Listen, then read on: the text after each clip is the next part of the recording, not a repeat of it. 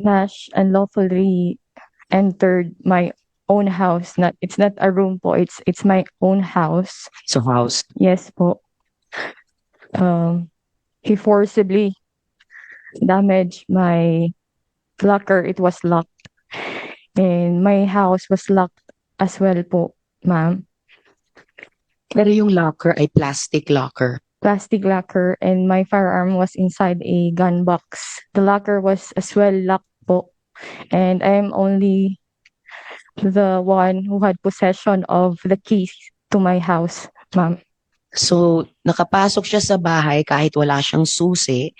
Yung plastic locker, standard ba na pang safekeep yon ng firearm? Plastic locker, hindi mas matibay na locker? Yung standard po is yung safety vault, but it was in good faith, ma'am, that I believe it was safe at that time since I'm only the one staying in my own house.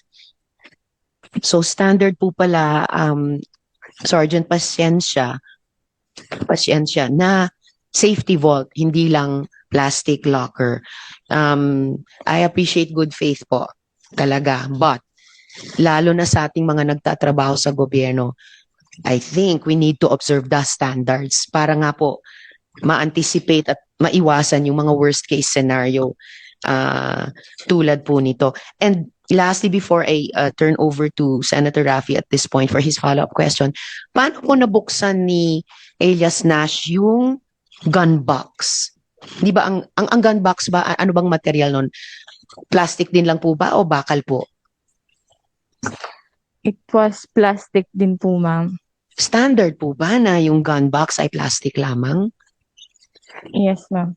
Okay. So standard po yung plastic na gun box, but standard din na kung nasa plastic na gun box ang isang baril, andun siya sa isang safety vault. Tama po.